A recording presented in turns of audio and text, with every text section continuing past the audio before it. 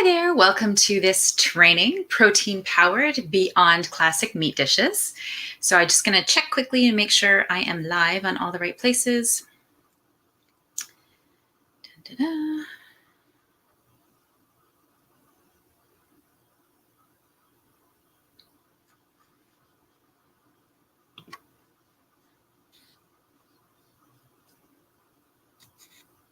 Oh, funny. So Facebook is automatically adding these support me by sending stars.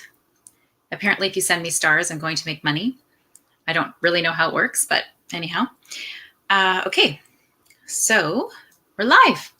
So this is the final training in a series about how to prioritize protein and why to prioritize protein on your plate. So in the description, there is a section there where you can put your name and email in and get access to the replays of the training series. And I believe this is the 5th training in a series. And to me, today is the fun one because we're going to actually look at food, that food options that we can use to prioritize more protein on our plate beyond the classic meat dishes, right? Because basically everybody knows we all grew up in eating food traditions that included meat in our diet, unless your parents were vegetarians. So, the internet is full of all sorts of different recipes for meat. It's not that difficult to find a great recipe. So I'm not going to go into any of that stuff because I know it's super easy for you to find those options. And I realized I actually forgot to bring here my product that I created called protein powered pancakes. And I will at some point I'll have to get up and go grab them. So I was so excited about the other stuff I was going to show you that I completely forgot my own product. Okay, so what we're going to be covering today is both animal and plant sources of protein that are beyond, your basic, not just beyond your meat dishes, but also beyond like shakes and bars, right? So when you're trying to prioritize protein and you don't have a lot of time, you might find that there's not that many options other than making shakes or buying protein bars. And that can be kind of boring after a while. And also it doesn't really, give you that like meal kind of experience. But we still want to have, something that's quick and easy in, this culture where we're moving around so much and not necessarily in our kitchens. And it can be difficult to prioritize not just protein, but whole foods in general. So what I wanted to do with you today was do like a little show and tell and show you what I use in addition to, a typical meat dish. But to be honest with you, I use this stuff and my protein powered pancake mix more than I would cook a like traditional meat meal. And that is because I did not know how to cook when I left my home at the age of 18. And I became a vegetarian very soon after. So everything I learned how to cook was vegetarian foods. So it's, when I go to make meat, I have to follow a recipe like right off a website. And I typically will only do it if I'm, cooking for more than just myself. So these are also good options for a person who is, just like single, or you don't have like kids left at home and you want to make like quick, easy meals and you don't want to cook a big roast or something like that. So I've included both plant and animal sources. And I think you're going to find these kind of fun because they're not your typical things that are available out there that you would necessarily think of. Because I know if you've already thought of them, you don't need me to show them to you. So I'm going to pull out some of these options. And some of them are some things that you've probably already heard of or thought of. Oh, I'm missing one thing. Oh, no, it's fallen off the thing here. It's going to get messy. I also just got a kitten, so there might be some disturbances in today's live stream. One sec, I got to pick this up. Yes, unfortunately, my cat, 11 years old, Alex, she passed away in December. And so we spent a month with just one cat who seemed to be getting quite lonely. And then we thought we would like solve this problem quickly and get this kitten. But of course, our older cat is acting like we've done nothing but harmed her by bringing this kitten in. So, but they are, just getting used to each other. But since they're in the room here, and in case anything doesn't go well, I may have to get up and walk away and come back. All right, so I'm going to start with the animal-based proteins. These are, again, things that you've heard of before, but you may not think of using in your daily life. And to just talk about some of well, actually, now that I think about them, they are actually primarily meat options, but they are a little bit more obscure. And there's 2 vegetarian options that I'm going to go into. And then I'll talk about my protein pancake mix, which is not meat, but it's still animal-based because it's grass-fed whey protein. So these are my simple things that I like to cook that are simple, fast, and easy, and pretty decently affordable as well. Okay, so what should I start with here? I'm going to start with something that people might be surprised to hear that I eat, which is hot dogs. So when you're eating conventional hot dogs, people are kind of grossed out by that, right? Because it's like all the waste of the like not the muscle meat, right? The parts that people typically don't want to eat, that would be like sinewy or like the gristly kind of stuff, and then the organ meats and stuff like that. People get really grossed out by that, which is kind of strange, right? Because if you think about it, if you're eating an animal, who cares about the different parts of the animal? That, like, why would one be gross and the other not? It's just what we're used to, right? So we're used to eating muscle meat.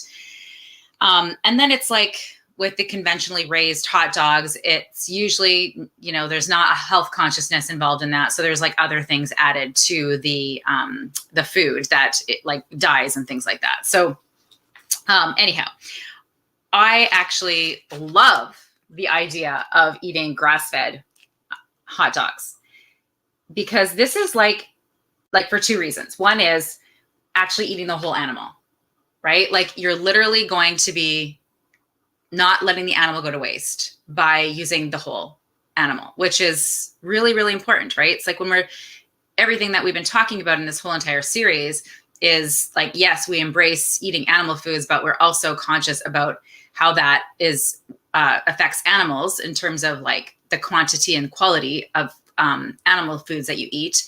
And then also sustainability in other ways, right? So like the animals treated well, so raised in their natural environment, on pasture, on grass, and that the whole animal is used. That's the most sustainable and respectful way to eat animal foods. So now all this grass-fed, organ meats don't have to go to waste, and they are way more nutritious than your muscle meats. So actually, when you eat a natural grass-fed hot dog, you are eating a more nutrient-dense food than if you just ate the muscle meat of like, a steak or something like that. So this is amazing for people who are also on a budget, right? Because hot dogs are less expensive than other forms of, cuts of animal meat. I can't remember off the top of my head what the price of this was, but I think it was like around $9.99. So 1, 2, 3, 4, 5, 6 meals for a single person, which is pretty good. And the amount of protein that is in one hot dog is 11 grams. Okay, so I actually like to mix this with my protein pancake mix, because I make like a pancake that has shredded cheese in it. And then I use that to wrap the hot dog instead of using wheat or something else like a gluten-free bun. Because they're high in carbohydrates, and I prefer to up my protein and lower my carbohydrates. So that's how I eat my burgers. And I just put your regular condiments on them, right? Like ketchup and mustard and mayonnaise and fermented relish is a great choice. And of course, sauerkraut tastes amazing inside of a hot dog. So that's like my quick, fast, affordable, nutrient-dense with organ meat. I don't know. I just think it's the best thing instead of the worst thing. Okay. Let's go to something my daughter really likes. She likes this Pacifica Kita salmon jerky. It's just something like great to have on hand to, like, if you're like, for example, for her to go to school, right? So she can take something that is easy.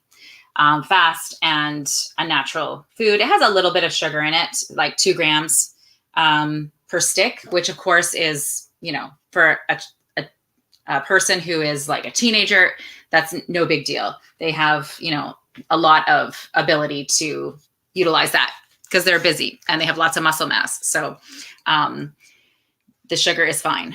So that's just a quick thing that you can take away. It's not a ton of protein, right? It's like 3 grams per stick, but you don't have to just eat one at a time, right? So whenever she eats this, it's usually like half a pack at a time.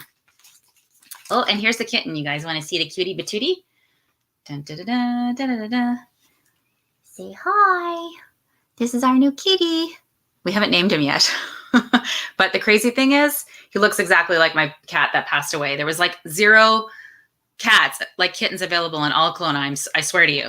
And finally, we got him at the SPCA, and we get in there, and of course, the 2 kittens that are available are ones that look identical to my cat Alex. Anyway, we love him already. He's so cute. Okay, so this is biltong.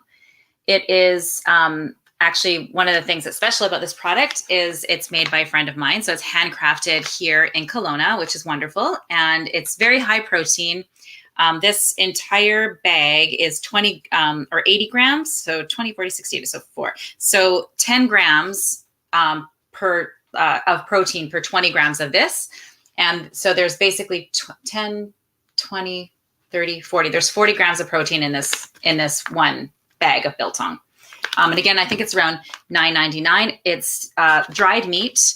I believe it is like a South African tradition to make, yeah, exactly. Born in South Africa, right here, perfected in Canada. There's the little slogan on the back to make this dried meat. So it's just, this one in particular is just vinegar, salt, and spices with the beef. So very clean. This is made of 100% Canadian beef and very, very clean, nothing else added to it like preservatives or anything like that you might find with jerkies. And then this one here, I know you've had salmon before, but I want to share this brand because, oh my God, it is so delicious. So this is skinless, boneless, smoked Canadian Atlantic salmon. It is an Indigenous owned company. And they make the yummiest, it's called Gratitude, the brand. The most delicious smoked salmon. There's also not smoked salmon. But like when you open this can, you are going to see the difference. Like it's not like that flaked kind of gross, stuff added to it. You can see the shape of the fish, like that, like the cut of the fish in here. It is so absolutely delicious. I like it so much that I will it doesn't even need mayonnaise. Like I can just eat it straight right out of the can. It tastes that good, like with nothing added, which is crazy for me because being someone who doesn't, like I grew up like having an aversion to meat, especially fish. I hated fish. I hated canned salmon canned salmon. I would never eat a salmon sandwich growing up. This is boneless. So that's a thing I really don't like either is crunching in there. I mean, I like that the bone is used for sustainability and using the whole fish, but I don't like the texture. Like it makes me gag. I can't stand, when I'm eating something, gristle or crunches when I don't expect them is a thing that doesn't work for me, which is why I have an aversion to meat, in general. And I have to work harder to incorporate, more protein in my diet, which is why I created my protein pancake mix, which I'll get to in a sec. Okay, here's another fun one. Okay, so you guys all know that cheese has a good concentrated amount of all your essential amino acids, so it's a great source of protein in your diet. But this one is like extra fun. This is basically a cheese that you basically fry it and then it becomes crunchy on the outside and soft on the inside, and it's super, super delicious. So this pack here, a quarter of a pack. So like just a quarter of this is 7 grams of protein.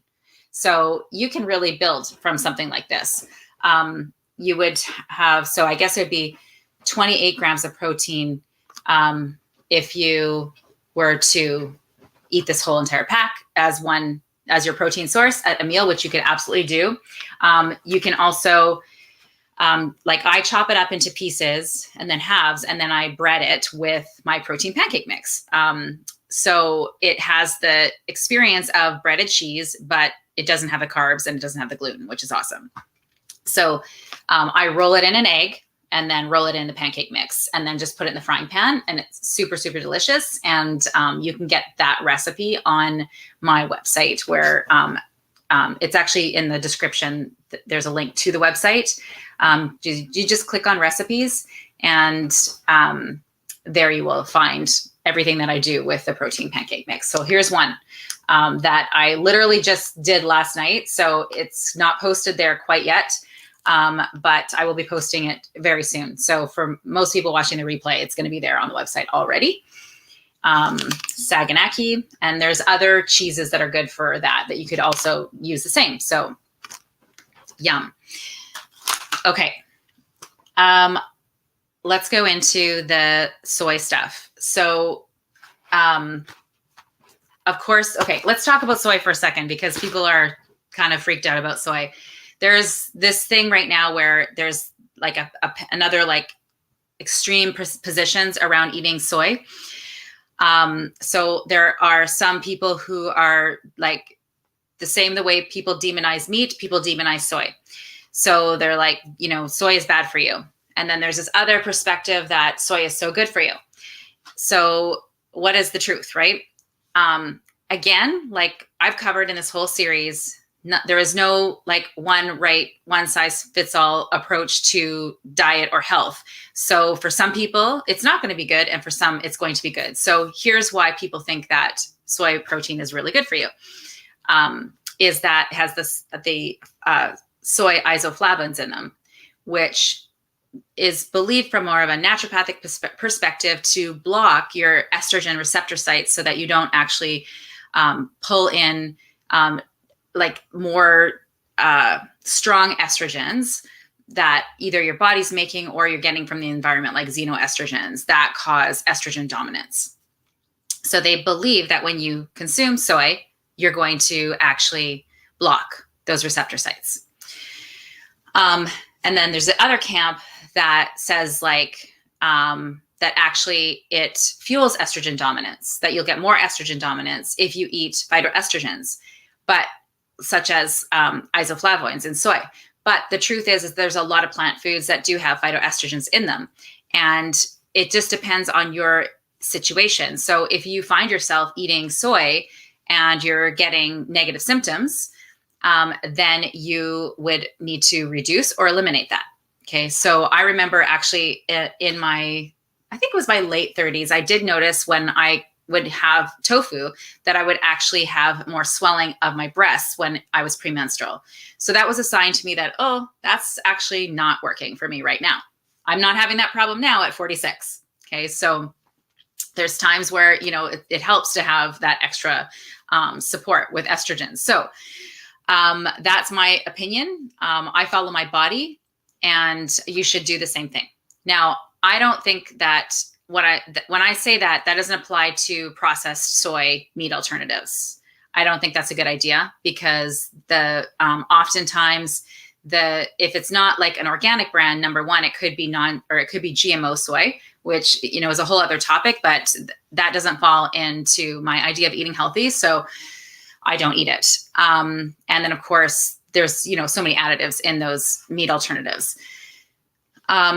And there's a lot of soy protein isolates. So when you take a food apart and you're not eating it in the way nature intended, there's always going to be some sort of consequences to that. So those isolates, and they're often taken from, again, like food that has been like genetically modified soybeans fed to livestock. And then the waste product is now made into an isolate that's added to all the processed foods that are out there. So avoid processed foods, because this is one of the additives that will be in it, or fillers that will be in it. That is not going to be good for you, because it's a highly processed food. And then if you're eating a lot of foods like that, you're getting all of these soy estrogens that you're not familiar that like, or not even aware that you're getting in. And then there's accumulated effects of things, right? So I like to eat soy in a more natural way, right? So it's in like people will say, well, they ate soy in Asia, so obviously it's healthy for them because they don't have any health problems because of that. But they ate it differently. They did not eat it as a vegan or vegetarian with the mindset that that was their only source of protein. It was in conjunction with other proteins. And they also would have it in miso, or like, so miso is a fermented soy, which is different than just having regular soy. So that makes it more digestible and absorbable. And also in broth. So that would be a fish broth or other animal broth. And these would have like buffering effects on the absorption and things like that. So it's best to eat it in a traditional way, not in a non-traditional modern way. So I don't recommend soy milk because, again, it's just too much concentrated.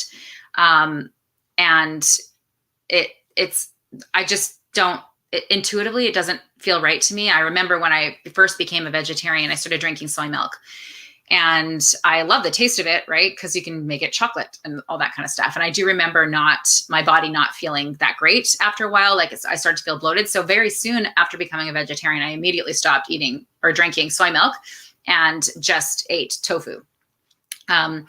So tofu has a lot of protein in it. It's low carb, so it's a good protein. And it is easy. It's fast and convenient. So I didn't bring one out here because I just kind of thought everybody's seen tofu. You don't need to see what tofu looks like. But that's basically my opinion on tofu. You can also get like smoked tofu, which is lovely because then you can just cut it up and it's ready to go. You need a quick snack or you need to take something with you. Then it's just quick and easy and available. And so just watch how your body feels with it. And then if you feel good, then that's a sign that you're digesting it well and you're not eating too much. And if you start to feel negative or get any weird hormone issues, then cut it back or eliminate it until it is right for you. Because some things are right for you at one time, like I described what happened to me. And then it's, 10 years later, it's fine. It's not going to bother you. But okay, here at the end of the day, if you're worried about soy and you don't know what to do because you are confused about the different conflicting belief systems out there, there's an option for a soy-free tofu that is even higher in protein than soy. And that is this brand here. I'm so excited that this exists because for those of you who can't eat soy, but you like the idea of the convenience and the simplicity of tofu, this brand now exists, which is so cool.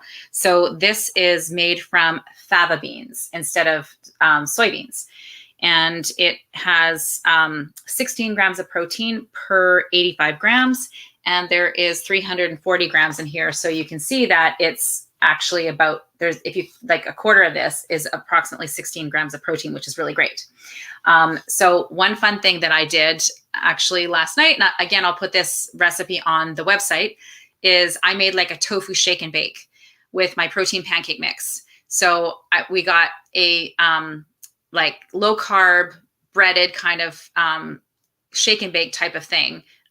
So baked tofu that I made last night with the protein pancake mix and nutritional yeast and salt. And it was like super simple, super easy, just bake it in the oven. And then you get to add more protein. So for those of you who that wouldn't be enough protein, the 16 grams of the tofu, then you can add more protein to it by using the protein pancake mix as a breading. And still have like something quick and easy to make. And that's also not high in carbohydrates and is gluten-free. And then this is the final one that I'm going to share with you. This is also a soy-based product, tempeh. It's a fermented soy. So fermented soy is always better than non-fermented soy because the phytic acid in the soy is broken down, which makes it more digestible. And it is more of a traditional way that soy is eaten in Asia. So this one is the one I recommend. It has a really kind of weird flavor to a lot of people. That's why I recommend the smoked tempeh, because it takes away some of that weirdness that you may or may not like. Okay, so this is me being even open to it. I still, the other ones I don't like. I just like the smoked ones. So I just put this in a frying pan and bake it up with some olive oil or butter. And let's see here. So the protein is 12 grams per 4 strips. Okay, so that would be a good start to protein. Not enough for an entire meal, but you're starting with a decent amount that you can build on in a meal with your smoked tempeh. There is a brand that I really like called Vigilante, and they use, I think it's Azuki beans or some other bean to make tempeh. And even though it's not smoked, it's absolutely delicious. But for some reason, the soy ones have a like really weird flavor. So if you want to check out the Vigilante, it's in the Okanagan, but I don't know if it is available outside of the Okanagan. It's also like a hand batch, beautiful local person making it. So, okay. So I told you I was going to tell you about my protein pancake mix. And like I said, I completely forgot to get it because I was so excited about all of these other ones. So I'm going to have to get up for a second here and come right back so you can see what I'm talking about. One sec.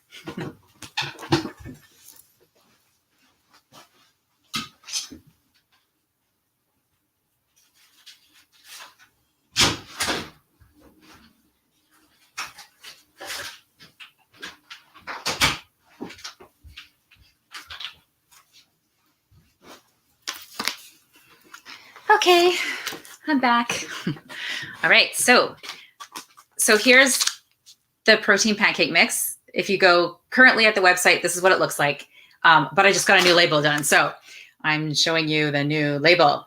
So we took a couple different labels to get to because it takes a while to learn what you need to put on something for it to jump out at people and get their attention in the right way, right? So the thing with this mix is that it is gluten-free and it's also keto friendly.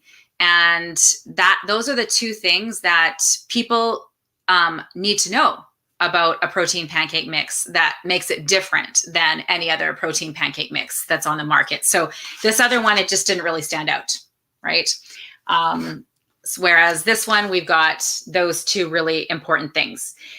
You can't actually get and one that's not flour free, actually. That's a big thing because you can get keto pancake mixes and they don't have like gluten in them, right? Because they are trying to be low carb, right? So they're not going to use regular flours or even the gluten-free flours because they're starchy. What they usually use is flax and nut flour to keep the carbs down.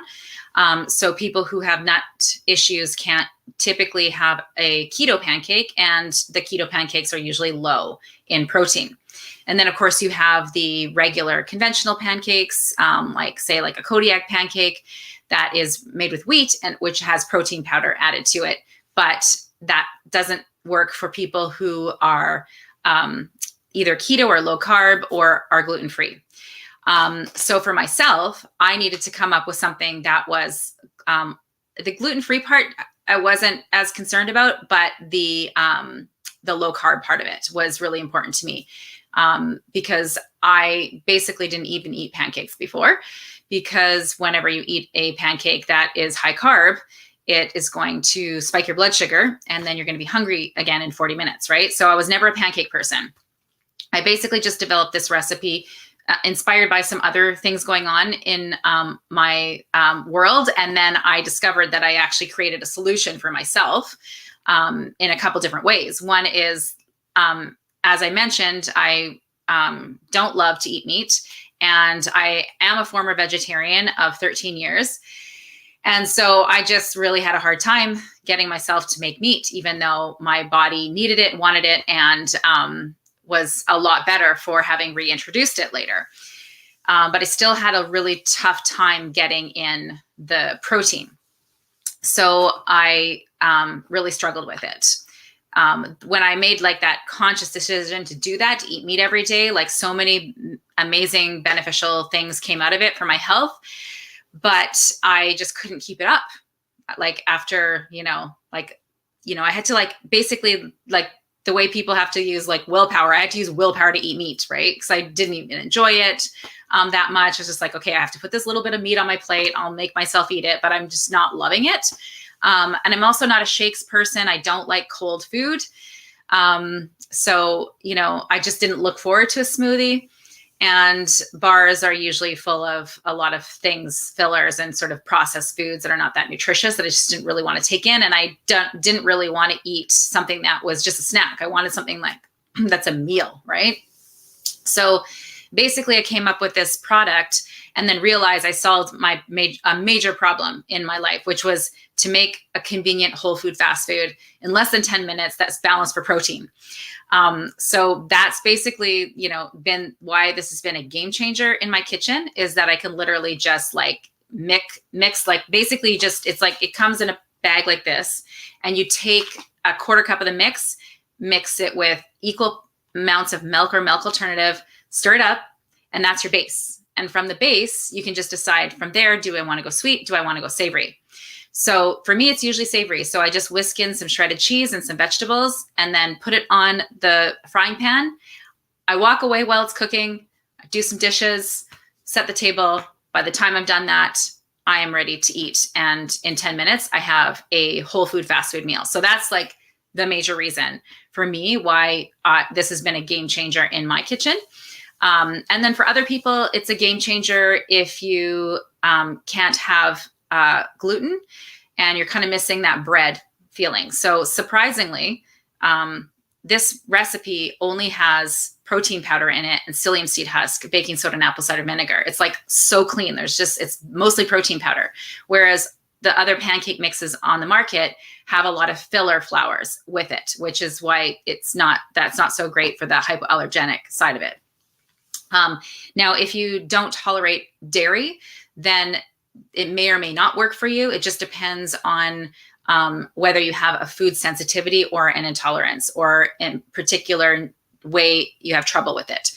So in my experience, some of the people that have had trouble with dairy have not had any trouble with this mix. So, it's kind of on an individual basis. I can't say for sure if you have a dairy intolerance, whether it will work for you. But if you don't have a dairy intolerance, then it works amazing. It's just so super fast, super easy. You get your 16 grams of protein per quarter cup of the mix. So this bag has 6 servings in it. So you end up getting 6 meals out of this one bag. And because the mix is unflavored and unsweetened, you can add pretty much anything that you want to it. It's so super versatile. Like I mentioned how I made the baked tofu, like a breaded kind of baked tofu, or the breaded cheese, but it's not bread. So what makes it have the texture and taste and experience that's so much like bread is that the psyllium seed that's in it, it has the binding power of gluten but without being gluten. And it also has a little bit of a grainy texture to it that gives it that wheat kind of texture. So even though it's primarily just grass-fed protein powder, having that ingredient in it is what gives it that wheat-like experience and flavor. So what also makes it stand apart from all the other protein pancake mixes on it, besides being grass-fed, is that the mix is unflavored and unsweetened. So there's no stevia in it. There's no erythritol in it. There's no sugar in it. And that's why there's even no salt in it. So you basically can just go sweet or savory, whichever direction that you want, because of it being unflavored and unsweetened. So that gives it that kind of versatility. So you can add an egg or not add an egg. So when I make it, I usually don't add an egg because this person who's picky about animal foods, I typically don't like the flavor of like eggs that are adding an egg to it doesn't make it better for me. Like I do like eggs, but I like them in a certain way. So I like poached eggs, for example, or a hard or soft or medium boiled egg. which of course is another great protein food and, an easy snack that you can take with you to get more protein in your diet. So I just use water or a milk or milk alternative to make my pancakes. And then I will also, if I wanted to, so the only way I will add an egg is if I want a crepe. So there's actually on the website a crepe recipe as well. So this one mix does all those things. It's not like you have to get a mix for a sweet pancake and a mix for a savory pancake, or a mix for waffles, or a mix for crepes, or, a mix for like a bread alternative, like all the things that I've talked about. It's all one mix that does all these things. So for those of you who are interested in the macros, so I'll tell you what those are. And I have to take off my glasses, of course, because, after you turn 40, unfortunately, this kind of thing happens. But I can see better close up because I'm nearsighted. So one serving of the pancake mix has 100 calories in it.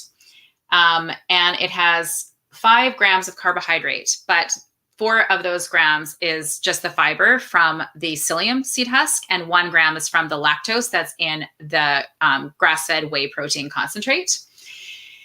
And there's 16 grams of protein per serving. So when you mix this up, and if all you did is add water, that's the nutrition that you're getting from the macros. You're also getting some 100 milligrams of potassium, 225 milligrams of calcium, and 0.4 milligrams of iron. And that's if you just added water. Now, if you add milk or milk alternative, whatever nutrition is in that, it will add to the amount of nutrition that you're getting in the pancake. If you add an egg, then you get more protein and more nutrition. And you can add 1 egg or you can add 2 eggs. You can kind of do whatever you want. And what, is there anything else to say? So here's the ingredients. So it's grass-fed whey protein concentrate with sunflower lecithin in it. Psyllium seed husks, baking soda, apple cider vinegar powder. That's it. That's all that's in the recipe. And I wanted to say, I actually forgot to mention that you can make tuna cakes or salmon cakes with this instead of wheat. So you basically just mix up the mix, like I mentioned, 1 part mix, 1 part milk or milk alternative. And then you would mix in the canned tuna or salmon, and then make a pancake with it. And once it cooks up, it's like you made a fish cake, right? Like, even though normally with flour, you would mix it so that you could go like this in your hand with it. You don't have to do that with this, but it'll have the same texture, because once that mix cooks, it has the texture of wheat bread. So there you go. There's another thing that you can do with some of the different things. So these were the things. I'll just remind you what you could with the pancake mix, what you can do with some of these other proteins to add more protein to them. So you can use the mix as a breading to make grilled like cheese that's grilled. So grilling cheese, like saganaki. You can make a pancake with shredded cheese in it and wrap it around a hot dog. You can put it in, basically you toss your nutritional yeast and the protein pancake mix with tofu and make baked tofu with it.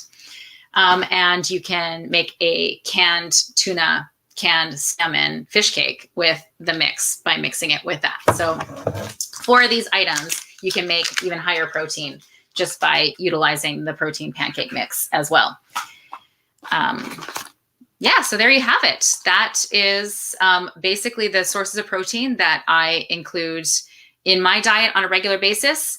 And then, of course, when I'm cooking for my family or for a special gathering, or, like for more than one person, then to me, then it's worth, going into some of the classic meat dishes. But otherwise, you want to keep it quick and easy for like everyday cooking. Or, if you just want variety in your diet, some more ways to get protein. Those were an example of all my favorites. So for those of you who are interested in getting access to this entire training series and learning more about prioritizing protein and how that benefits your health and your weight, there's a link above the video where you can get access to the training and get all the replays. And also a link to the protein powered website for those of you who want to have an experience with the pancakes and see if they are for you. All right. Well, thanks for watching and joining the series. I am so happy to have been able to provide the trainings and just give you a little visual show and tell of some ways that you can prioritize protein on your plate. Thanks for watching. Bye for now.